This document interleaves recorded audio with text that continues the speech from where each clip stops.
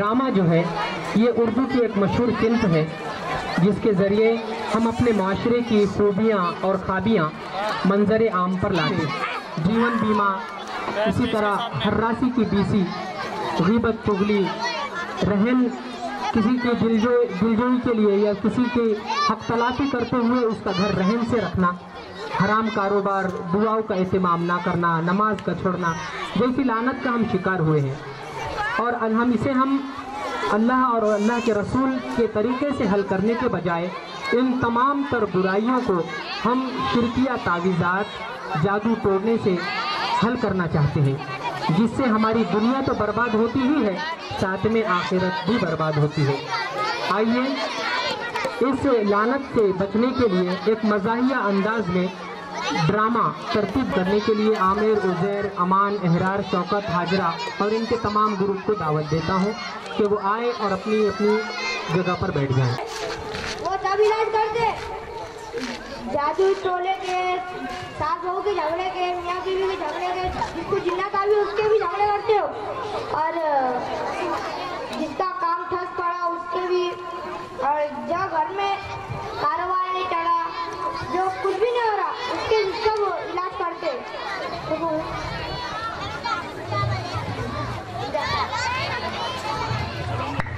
वालेकुम बाबा बंगाली। वालेकुम अस्सलाम, कैसे आना हो? क्या बताऊँ, कुछ मसला है यार। क्या मसला है? हमारे बाबा बंगाली बहुत पची हंसती है, जो वो पैसे लेकर, हमारे बाबा बंगाली बहुत पची हंसती है, तो पैसे लेकर इलाज ही नहीं करते, बिल्कुल फुकट फ्री में इलाज करते। लेकिन कैसा हमको जगह किराया देना पड़ता, इसलिए हम एक मरीज से सिर्फ और सिर्फ 5,000 रुपए लेते, और बाकी जो दवाई हो रही थी वो तो तुमको मालूम फ्री में नहीं मिलती, सही बात है ना? इसलिए वो दवाई वाले, मेडिकल वाले दवाई लेते हैं। बाबा आपकी शराइत मंजूर है, आप इतना ना बड़ा कर रहे हो तो 10-5,000 की क्या बात है? अच्छा बोलो, क्या तकलीफ है? अरे क्या बताओ यार भाई, मेरा कारोबार बंद हो गया, कोई भी काम आया तो नुकसान ही छुटाना पड़ता, मेरी दुकान जल गई, वो साला काली पीली लिया, वो हफ्ता न करने को जो फाइनल खींच के चले गए, कर्ज वाले तो ऐसे चक्कर मारे कि पूछो ही मत। मैंने कर्ज ऐसे दिया, वो भी घर रास्ते निकल गया। बाबा तुम भी कुछ करो यार। अच्छा सब समझ में आ गया, अच्छा सब समझ में आ गया। हमारे यहाँ तुम्हारे ना सिर्फ 5,000 रुपये किराया देना पड़ेगा, उसके बाद ना तुम्हारे इस इलाज के वास्ते एक माध्यम रूप पंजा लगेगा, जिसकी वजह से तुम्हारे कारोबार में खूब बरकत होगी। मार दो उल्लू को पंजा। अरे बाप रे बाप रे बाप, मेरे को तो मुर्गा मुर्गी में समझती, तो माता उल्लू को पंजा बहुत दूर की बात है। बाबा इसको जवाब बताओ यार। आपको ये हमारा चेला बतेगा। ठीक है। देख बड़ी मुश्किल से हमने माता उल्लू का पंजा लाए, इसकी कीमत 15,000 है, तुम बहुत दूर से आए, इसलिए तुमसे सिर्फ और सिर्फ 10,000 लेंगे। ओ क्या 10,000 की बात करते हैं? चलो रुको,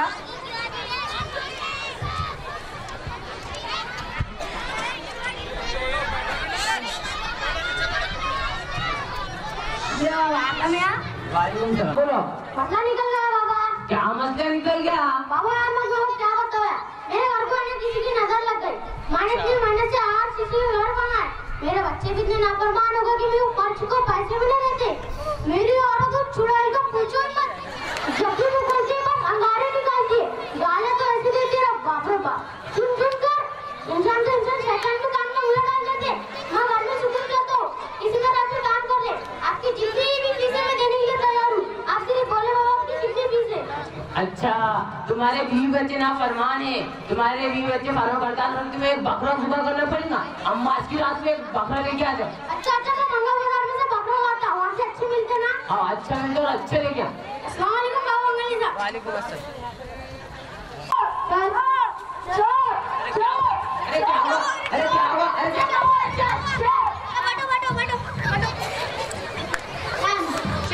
क्या हुआ? बाबा इससे बहुत बड़ा मिलता है, रात को जब कमरे में ऐसा याद है, मुझे भी बहुत दूर से आई थी, निकल ही नहीं रहा, डॉक्टर गया है, किसी को मार ही रहा है।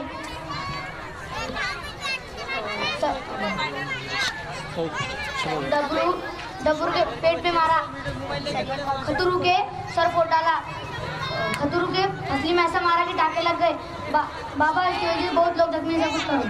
अच्छा उसको ना बैठूंगा खबीज मिलाऊंगा, वो खबीज को कुछ करने के वास्ते तुम्हारा ना 7 दरख्तों के साथ नींबू, 7 तेरी पत्ते और 7 घड़े पानी लाना पड़ेगा। अरे काली नाक का मुर्गा लाना पड़ेगा।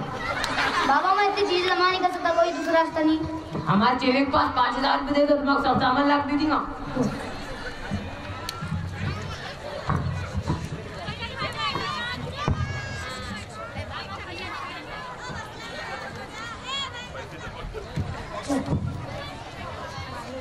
बाबा तेरा मरण के नीचे जिंदा मुर्गा काटता। बेटा लगते को जिंदे काट देता। बाबा वालेकुम सलाम। बैठो कालम्मा, कैसे आना हुआ? किसी तकलीफ की वजह से आना पड़ा। तो आप क्या बोल रहे, बस में इतना रश था कि बस जाने को जगह नहीं थी, दबकर आना पड़ा मेरे को। क्या तकलीफ थी कर कालम्मा? मैंने अपनी बेटी की शादी बड़ी मन्नतों से करी थी। उसका साचक, रज्जका, हल्दी, मेहंदी, दिलवा, माटिया कुछ भी नहीं छोड़ी, सब बड़ी धूमधाम से कर दी। लेकिन उसका दूल्हा उसकी माँ का ऐसा टट्टू निकला, मैं क्या बताऊँ मैं। माँ के बिना उसका पत्ता भी नहीं हिलता। माँ को मम्मा मम्मा कहकर पीछे पीछे घूमता रहता है, जो मेरी लाडली बेटी को जरा पसंद नहीं आता। और उसको सास ऐसी खट्टी खड़ूस मिली, जो मेरी फूल जैसी नाजुक बेटी से पूरे घर का काम लेगी। झाड़ू, बर्तन धोना, धाना, पोछा पाती सब इसको करना पड़ता। मैंने शादी से पहले उसे पानी में भी हाथ नहीं डालेगी, ना एक बर्तन हिला लेगी। उसको तो ये भी नहीं मालूम कि चाय में नमक और बिरयानी में शक्कर कितनी डालते हैं। झाड़ू मारने से पहले पोछा मारते हैं या झाड़ू मारने के बाद पोछा मारते हैं। इसको तो कुकर का ढक्कन लगाना भी नहीं आता। लेकिन वो पूरा काम कर मेरी ही बच्ची के नसीबों में पड़ा। बाबा को ऐसा तारीफ दो कि मेरी बच्ची काम काज छोड़कर उनका राज करे, और इसका मर्द अब माँ को कमाना छोड़कर बीवी को बेगम बेगम करता फिरे। बस कालम्मा क्या बड़बड़ करती तुम? तुम्हारा ऐसा ताबीज दूंगा ना, तुम्हारी बेटी पूरे घर को अपनी जूती नोक पे रखी। पर उसके बाद तुम्हारा काम करना पड़ेगा, उसकी सास के बाल और शारों का खमीस लाख देना पड़ेगा। और तुम्हारे तो भूगड़ में इलाज कर दे, तो फिर मुट्ठी बंद करके 12,000 रुपये दे दो। 12,000? 10 दूंगी 10। 10 नहीं, जीएसटी का दौर इतनी महंगी है खाला। 8 दूंगी फिर। पूरे 10 लूंगा मैं।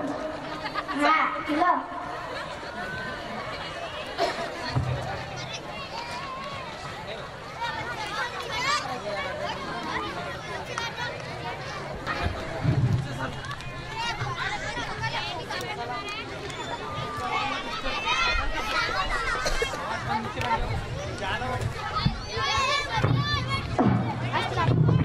चलो मुफ्ती साहब बैठो बैठो। पानी लाओ रे, पानी लाओ, पानी लाओ। बैठो। कैसे आना हुआ? माइक दे दो, माइक नजदीक है।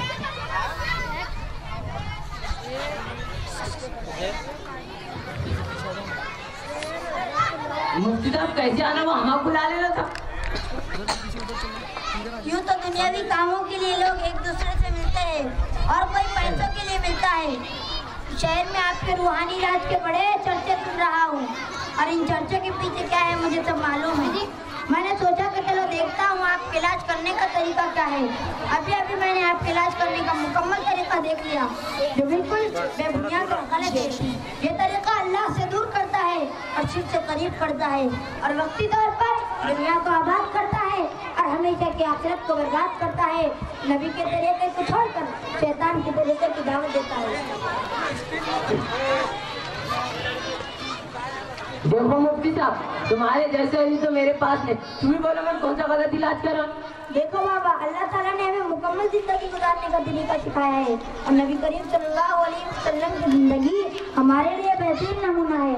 आप सल्लल्लाहु अलैहि वसल्लम ने हमें पैदा होने से लेकर मरने तक कैसे जिंदगी गुजारना है और सिखाया है, और इसी तरह हमारी तमाम परेशानियों का हल भी बताया है। हमारी परेशानी चाहे वो जादू की शक्ल में हो, या खब्बास की शक्ल में हो, या खानदानी झगड़ों की शक्ल में हो, या काम कारोबार लेन देन की शक्ल में हो। आपके बाद जो पहला शख्स आया था वो माली एतबार से परेशान था और उसका कारोबार भी तक पड़ा हुआ था, तो इसका इलाज ये था कि आप उसको सूद से मना करते। क्योंकि अल्लाह ताला का इशारा है, बिस्मिल्लाहिर्रहमानिर्रहीम, यमहकुल्लाहु रिबा व युर्बि सदक़ात। अल्लाह ताला सूदी कारोबार को खत्म कर देता है और गैर सूदी कारोबार में बरकत देता है और उसको परवान चढ़ाता है। और एक जगह इरशाद है बिस्मिल्लाहिर्रहमानिर्रहीम या अय्युहल्लज़ीना आमनुत्तक़ुल्लाह व ज़रू मा बक़िया मिनर रिबा। ए ईमान वालों, अल्लाह से डरो और सूदी को छोड़ दो अगर तुम पक्के और सच्चे ईमान वाले हो। अगर ऐसा ना करो तो अल्लाह और इसके रसूल आपसे जंग का ऐलान करते हैं। अल्लाह रसूल ऐलान जंग करे तब किसी का तावीज़ और बलि का बकरा नहीं बचा सकता। आपने जो इलाज बतलाया है कि उल्लू का पंजा लेकर आओ और इसका तावीज़ बनाकर गले में डालो, तो याद रखो तुम अल्लाह को छोड़कर एक उल्लू से मदद तलब कर रहे हैं जो सरासर अल्लाह के गज़ब की दावत देता है और जो हलाल तरीके से कारोबार करता है, चाहे वो छोटे पैमाने पर ही क्यों ना हो।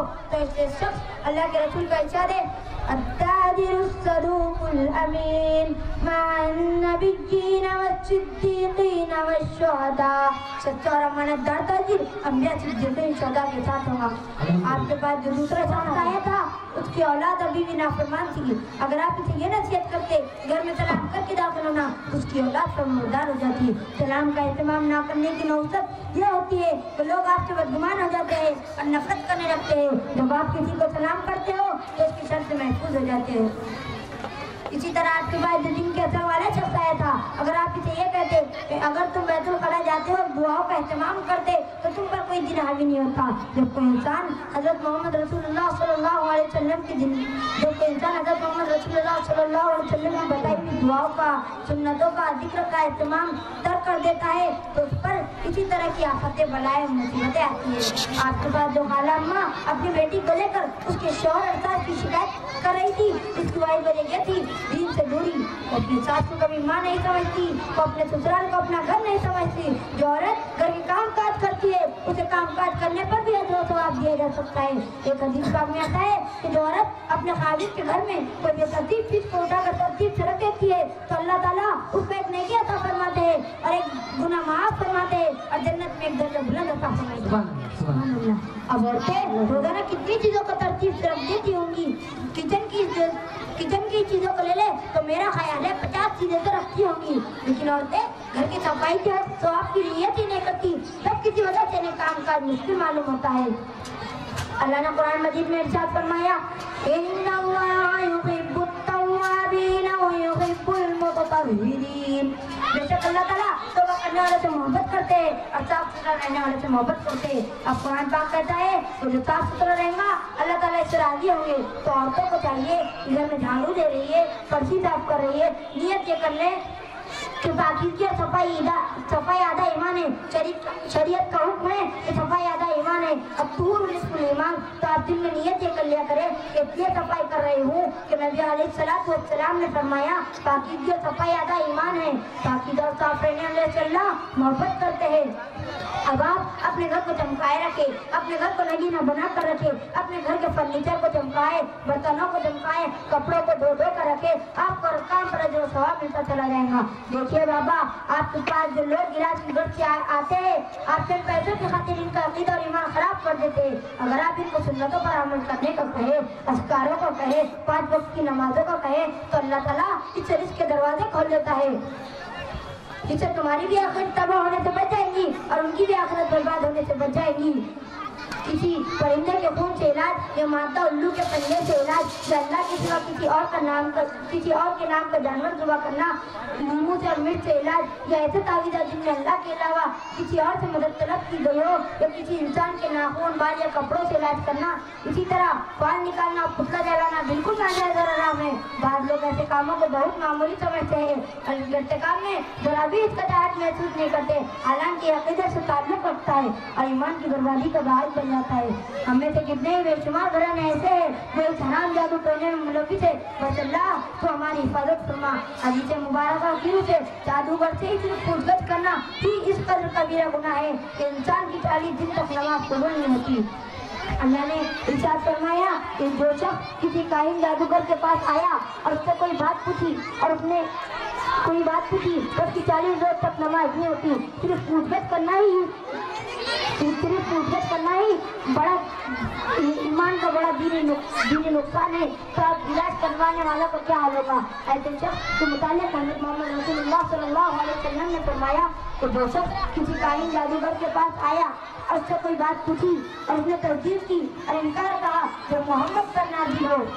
जादू एक ऐसी चीज है, जादू किसी पर भी हो सकता है और उसको खत्म करने के लिए सही रास्ते का अख्तियार करना बेहद जरूरी है। तिलावत करना सूरह बकरा, चार आयतल कुर्सी का विर्द जुबान पर रखे, कलौंजी, शहद, जमजम, सदका, खैरात दिव्य नबी के जरिए इलाज करे और ऐसे आमिलों के पास न जाए जो कुरान और हदीस को छोड़कर इलाज करे। देखो मुफ्ती साहब, तुमने मेरे आगे बोल, आज के बाद मैं तो जादू टोना कुछ भी नहीं करूँगा, आप मेरे को माफ कर दो। मुफ्ती साहब, आप मुझे भी माफ कर दो, अल्लाह ताला मुझे माफ कर दो। मुफ्ती साहब, मैं आज से तौबा करता हूँ, कभी ऐसा काम नहीं करूँगा। मुफ्ती साहब, आज से मैं बैतुल खला जाने से पहले दुआ को एहतमाम करूँगा। मैं भी अपनी बेटी को ताकीद करूँगी कि वो अल्लाह की राह में काम करे और वो अपना ससुराल को अपना घर समझे, अपनी सास को अपनी माँ समझे। मुफ्ती साहब, हम दोनों भी आपसे माफी मांगते हैं। अब ऐसे वादा मंगाने के या फिर कोई बोली वादा के चेले तो बिल्कुल नहीं बनेंगे। आइए हम अल्लाह की बारगाह में दुआ करते हैं। औज़ु बिल्लाहि मिनश शैतानिर रजीम, बिस्मिल्लाहिर रहमानिर रहीम।